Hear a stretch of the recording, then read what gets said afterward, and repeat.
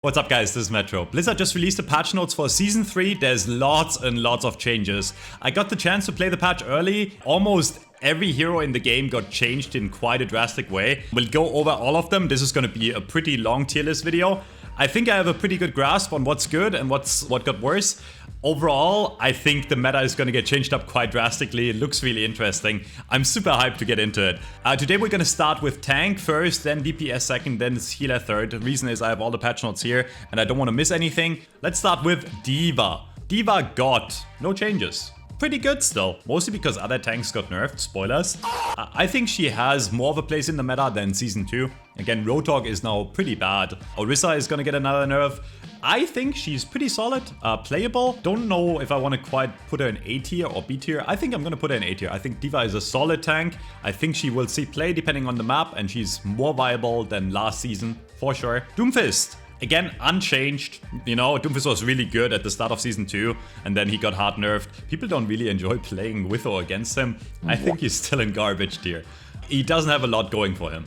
He's not very good at diving. He's not very good at rushing. Sorry, Doomfist mains. He's still pretty bad. Zebra can make him work. Everyone else, unlucky. Junker Queen got an HP increase. So now she has a total of 450 HP instead of 425. So that is an additional buff to Junker Queen. She already got buffed at the end of the Season 2 patch. She's pretty solid now. The E, the axe, you can cast a lot more frequently now because you get the cooldown back when you hit targets. She's really, really good. She's playable. I will put her in A tier. I think we'll see a lot of Junker Queen. I think she's going to be insane with rush comms. And yeah, good character now. Good character. Orisa, base health. Again, same HP as before. She already got a slight nerf at the end of Season 2, and now she's getting an additional nerf. The augmented fusion driver, the damage falloff got reduced from 25 to 15 meters, which means the damage falloff is gonna start at 15 meters, which means she's gonna be less deadly long range, which is not the biggest nerf, don't get me wrong, but it's gonna make her weaker overall. It's her main primary fire that's gonna notice quite a lot of damage reduction now on longer ranges. So we can get into a meta where Orisa is not a must pick, because before she was must pick, right? She was S tier by far. I think she's still really solid. With all her ability spam, she's still insanely hard to get killed, right? Like, her javelin is really good, her spin is really good. She's just like a non-stop, no-dying tank. And I have never known defeat. She's really, really good still. And I still see her in S tier. I don't think she's gonna drop anywhere below other tanks. She's probably still the best tank in the game in my opinion, but a bit weaker, which welcome change. I just don't know. I really hope that other tanks can surpass her. I just don't see it. Ramatra. Okay, so people were complaining about Ramatra ult, I think for good reason, right? Sometimes there were fights where you just couldn't do anything. The ult would stay up forever and you would just lose after like 50 seconds. So the ult used to last forever. Now it only lasts a maximum of 20 seconds. And the ult cost also got increased by 12%. It's still gonna start at 3 seconds, but those 3 seconds are gonna tick down really, really slowly instead of not moving at all. So best case scenario, Ramatra, 20-second ult, which, don't get me wrong, that's still a long, long time in Overwatch. He's still gonna be really good, I think. Still gonna put him in S tier. I do think most fights are decided after 20 seconds. There were these insanely long outlying fights at the very end of like a game where you had to stall and it would just stay up forever. But 20 seconds is a really long time in Overwatch. It's gonna feel a bit less oppressive, but don't get me wrong, it's still the best ult in the game probably, or one of the best by far. Ramatra, easy S tier, probably second best tank in the game still. Reinhardt. The charge cooldown got reduced from 8 to 7 seconds, and the fire strike damage got increased from 90 to 100, which means double fire strike can now kill any 200 HP target. Quite significant buff, but he got a nerf to Earthshatter, his ultimate. The direct hit damage got reduced from 250 to 170, but the knockdown duration got increased from 2.5 to 2.75 seconds. Pretty good buffs. I don't know, it's gonna be tough to say. Like, Reinhardt is a sleeper pick. People always make Reinhardt out to be like a very bad character, and don't get me wrong, he was bad in the last meta. He was really tough to play, but this might send him over the edge and might make him viable to be played. I want to put him A tier. A thing I've noticed across all those changes, most tanks got their ultimate costs increased, so they're realizing that tank ults or tanks in general, are a bit too strong. Good on Blizzard for noticing. You can call me out in the comments. I do think tank is a bit too strong in general, dictating the game a bit too much. So I'm happy they're they're increasing the ult cost for most of them. Either way, Reinhardt definitely overall net buffs. Is it gonna be enough to make him like contest Orisa or Ramatra? I don't think so, but I do see him as a very viable pick together with D.Va and Junker Queen. But I do think Junker Queen is the best of the three, so I'm gonna put a right up A+ tier. Rotok, he's butchered. There's still people on my old video commenting, oh, he's actually still... No, he's really bad. He's really bad, and I'm happy about it. I don't enjoy playing against Rotok. I think he's a really unfun hero to play against. Nothing against Rotok main enjoyers. You can play Rotok all you want, but I think he's a throw pick. That being said, he did get a buff. The ult is now lasting 8 seconds instead of 6. Significant buff, actually. But the ultimate cost also got increased by 8%. So overall, I will still put him in garbage tier. Goodbye, Rotok mains. Sigma! No changes other than ult cost of Graviton Flux got increased by 7%. He is the same. He's fine. He's map dependent. He's a poke tank. He's really good on maps like Circuit Royale. See, we're getting into the territory where I think tanks are pretty close together in power level. And, you know, I feel like tanks are going to be picked more depending on the map and more depending on what tank the other team plays. So more counter picks. And not just like, oh, I pick Orisa and I win, or oh, I pick Ramatra and I win, which I really like. I do think it should be like a map-dependent pick, and it's gonna make the game a bit more interesting overall, right? Like, we're gonna see more versatility instead of just 5 heroes being better than everything else on all maps, right? So I really like this. Winston also got a nerf. Again, like the trend is Blizzard is nerfing tanks. They finally realized that they're a bit too strong and dictate the game a bit too much. So the barrier health got reduced from 700 HP to 650, which is going to make it easier to break the bubble. I think compared to other tanks, he's viable. He's right up there together with the other tanks, especially on high ground maps. I think he's very solid. And again, there's going to be more of a counter meta thing going on, where if your team plays Winston, maybe you can play a Ramatra, right? Or an Orisa. But if the other team plays Junker Queen, you can maybe dive their backline and just punish their supports by playing Winston. So, really good. Wrecking Ball. So, Wrecking Ball is now 450 HP normal HP and 150 HP shields that regenerate instead of just being 600 HP. That is a very interesting change. I don't know how much that's going to change. I mean, Wrecking Ball was already really good at rolling around and staying alive, right? This is going to make him even a bit harder to kill, which I don't really like. He's really annoying already, but he's not good, don't get me wrong, right? Like, he was really doing really badly before. Like, he was like definitely bottom 3 tanks together with like Doom. But now I can see him being a bit better. The pile drive cooldown got reduced from 10 to 8 seconds, so way more pile drives. That's quite a significant buff. The minefield, again though, the ultimate cost got increased by 9%. The arming time got reduced though, which arming time means it's going to drop down faster, right? So you will have less time to get out of the minefield. Again, quite a significant buff, and I do think it's going to put Wrecking Ball overall higher up on the list. I think people like Yeedle, like really good Wrecking Ball mains, will make him work. If you ask me about any tank on the list that I'm wrong about in a few weeks, I do think Wrecking Ball could be a sleeper pick. I can see how he potentially could suddenly run the meta. Zarya, last tank on the list. No changes other than the graph cost got increased again. 8% ultimate cost increase, and that is about it. And Zarya has been pretty bad. I don't want to call her as bad as Rotok and Doomfist, but she's probably in the bottom 3 tanks and C tier. Ashe, no changes at all. I think Ashe is a really solid pick. I think Ashe is really solid. Ashe has been really solid with Mercy. There's interesting Mercy changes coming up in a sec. Yeah, Ashe is really good. No changes. I don't think she needed a buff or a nerf. I think she's actually up there. I do think she's A tier, especially with the Mercy. She's a really solid pick. She's being played already. Still playable depending on the comp, depending on the map. Solid character. Bastion. Again, no changes. I do think people sleep on Bastion. I think he's especially great in lower ranks because people just don't take cover. So you just come around the corner with your turret form and you mow everyone down. Bastion is a really good tank buster if the other tank, like the enemy tank, is an issue.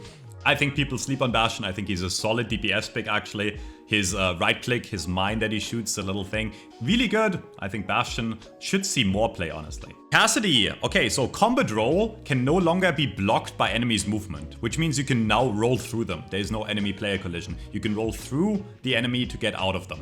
If, for example, a monkey was jumping you and you rolled the wrong way, you would roll into the monkey and not move at all, and you wouldn't get out. Pretty decent buff. And the primary fire fall off range got increased from 20 to 25 meters, which means he's now going to be more deadly on longer range.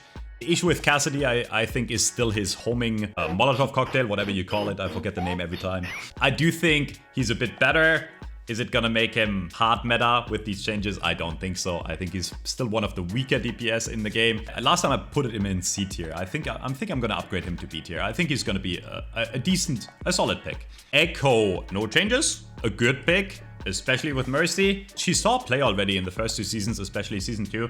Not a lot of people play her, but Samita, for example, really good Echo player. I think she's really solid. The less hit scans there are in the game, the better Echo will become, right? So I do think Echo is a really solid pick and definitely playable depending on comp and map type. Genji, they removed Dragon Blade and they reduced the ammo to 1. That's a joke. Genji got no changes. I don't know why Blizzard hates Genji so much. I do have to say though, Genji mains are always like, it's the worst character in the... He's not that bad. He's not amazing, but he's not that bad. The Genji mains on Twitch, Shatter, Necros, I'm calling you out. They're always like, oh my god, my hero is so bad. And then they go in and get 5 kills every fight. He's a solid hero. He's not amazing, but I don't think he's as bad as people make him out to be. Genji mains, stop crying. I'll put him in B tier. Hanzo, no changes. This is a tough one because I think on long range maps, Hanzo is still pretty solid. And now, I mean, we have to talk about Widow later, but Widow got nerfed quite significantly. So if you want to play a sniper now, I think Hanzo is the pick. I think Hanzo can suit a lot of comps as a, projectile supporting DPS. And I will put him in B tier. I think he's very good. And I don't think he should need any buffs right now. Junkrat, they nerfed him. Thank you.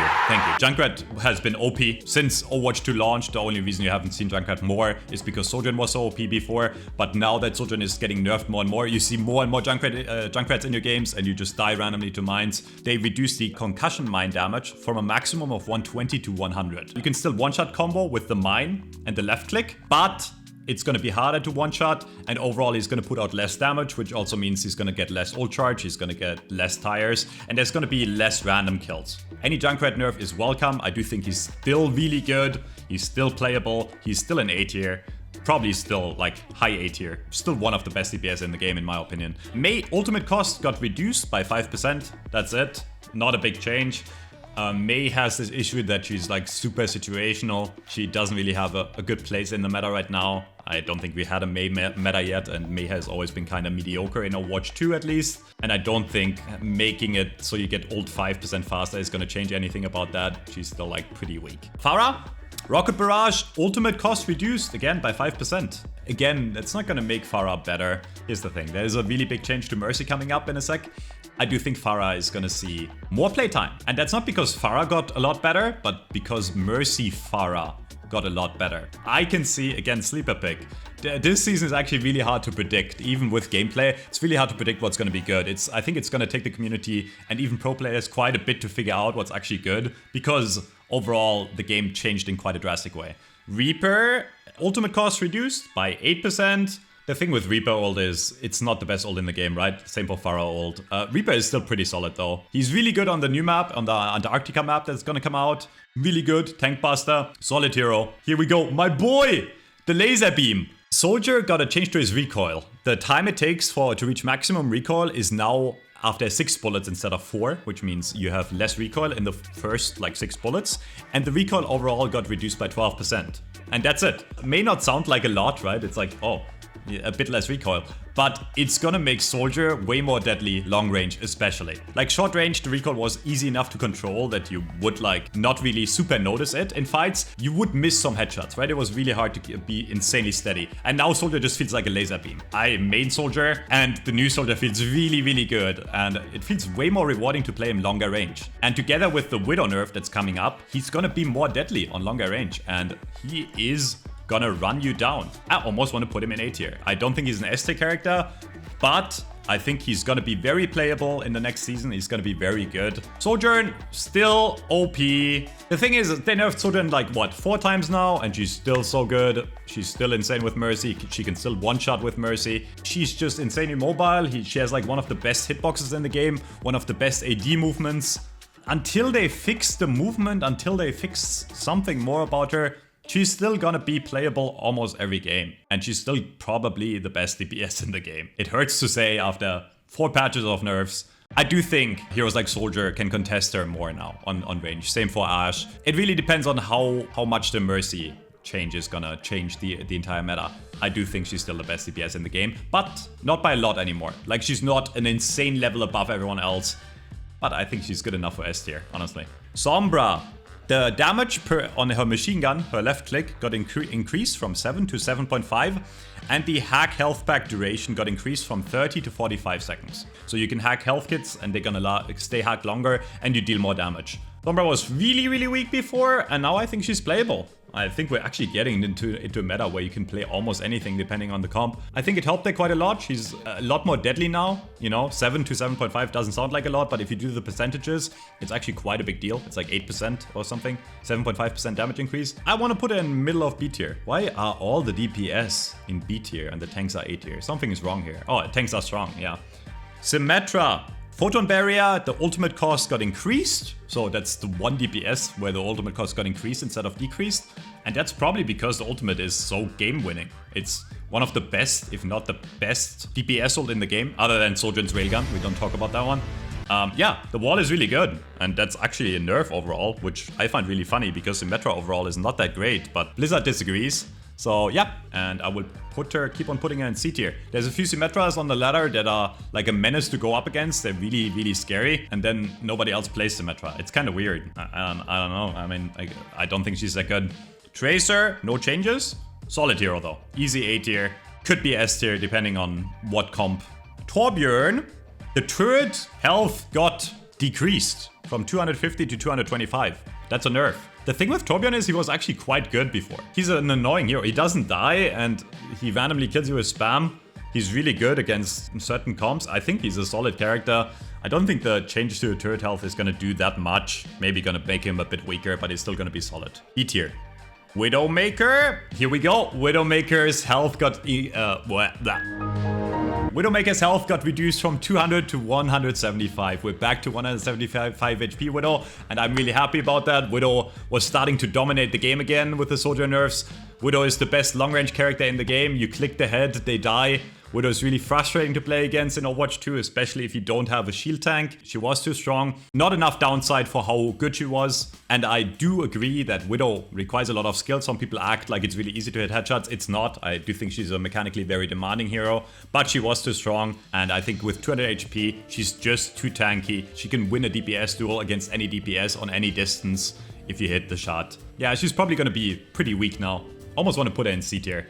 But like, there's still gonna be those Widow maps, right? Like, Havana is coming back, really long range map if you haven't played it yet in Overwatch 1, Circuit Royale, etc., where she's gonna be a pick or a must pick.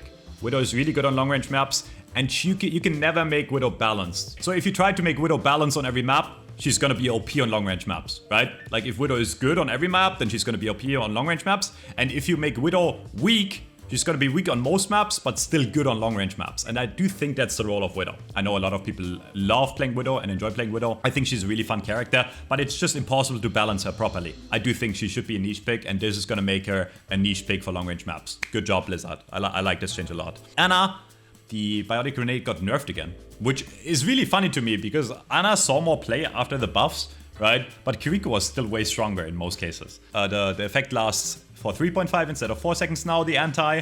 Decently sized nerf. She's not back to 3 seconds. It used to be 3 seconds like last patch or last season. I don't know why you're gonna nerf Ana when Kiriko still exists. That's the funny thing to me, right? Like, Kiriko is still the best support in the game, so make Kiriko balanced first and then maybe look at other characters. I don't know about this one. Rigger, Repair Pack. Healing over time got reduced from 55 to 50 per second, but applying a repair pack now instantly heals for 25 health on impact. You can use the repair pack a bit more proactively in the sense that you can barely save a teammate from death where before they would have died. So that is a Brig buff, which I think is going to make her more playable. I don't want the Brig meta, but it's gonna make her a bit more viable. And the ultimate cost also got reduced. Rally is now 10% easier to get. So overall, good buffs for Brig is gonna make her more viable. Is it gonna make her meta? I don't think so.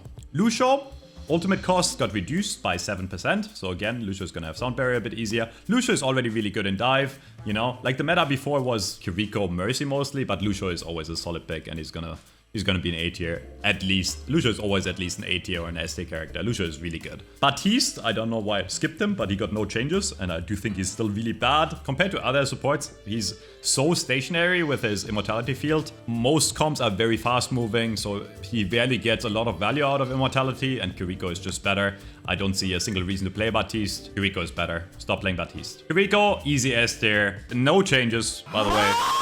She's just like she used to be. The best support by far. 1v1 DPS for free. Insane survivability. The cleanse is insane. You know, Kitsune Rush is insane. Kiriko is by far the best support in the game still and will stay that way until they nerf her. Moira got her Coalescence ultimate cost reduced by 5%. Again, like barely noticeable change. And I do think Moira is a very weak pick.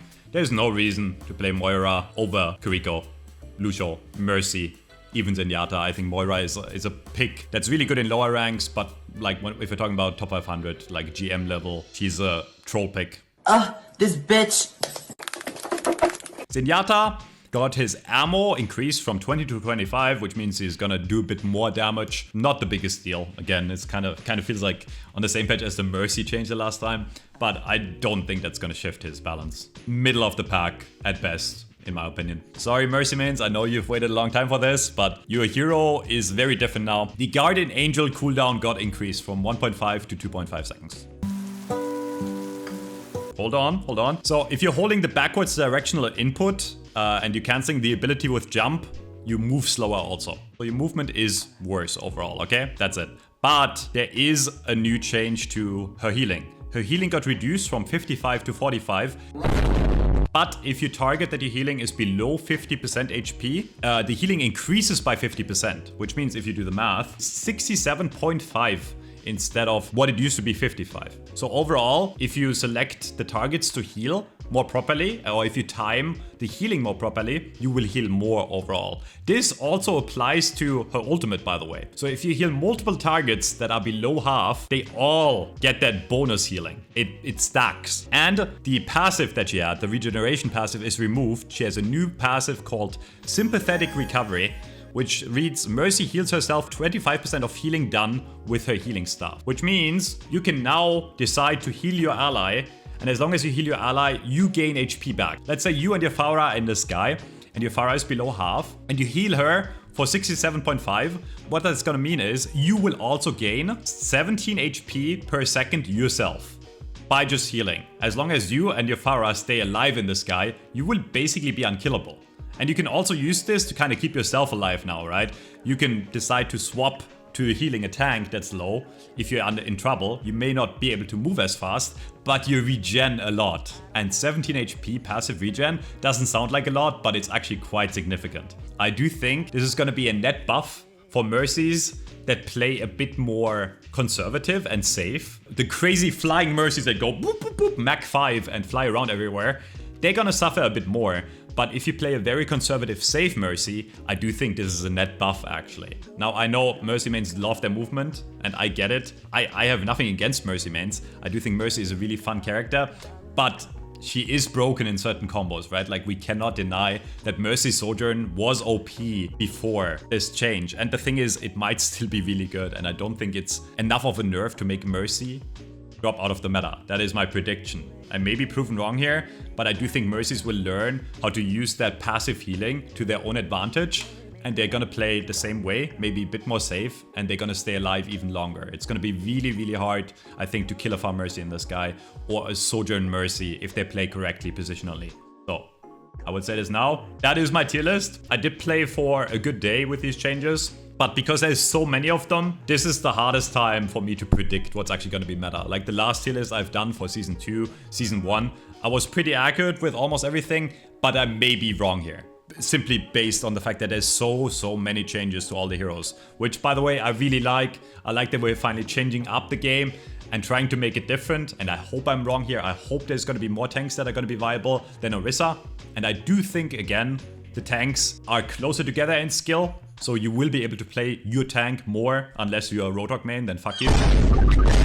If you play anything but Roadhog or Doom, I do think you will be able to play your tank, depending on the situation. And I do think you will be way more free to pick supports, but especially DPS, that were not meta. In Season 2, if you didn't pick Sojourn or Junkrat, you were throwing. But now I do think there's a lot more options, and it's going to be really interesting to see how the meta is going to revolve. My prediction is it's going to be pure fun chaos for at least a few weeks, and then people will figure out what's good. If you disagree, let me know in the comments. Either way, I'm super excited for Season 3. So far, I think my favorite patch they've done, because they're targeting a lot of issues with the game that we haven't talked about before, you know. Other than Kiriko not getting a nerf this patch, which I think she needs another slight nerf. She's still the best support by far. I really like this patch. I'm really excited to play. And yeah, we'll be live tomorrow with Season 3. If you're watching, tune in. And I'll see you next time. I hope that was somewhat helpful. See you guys. Bye-bye.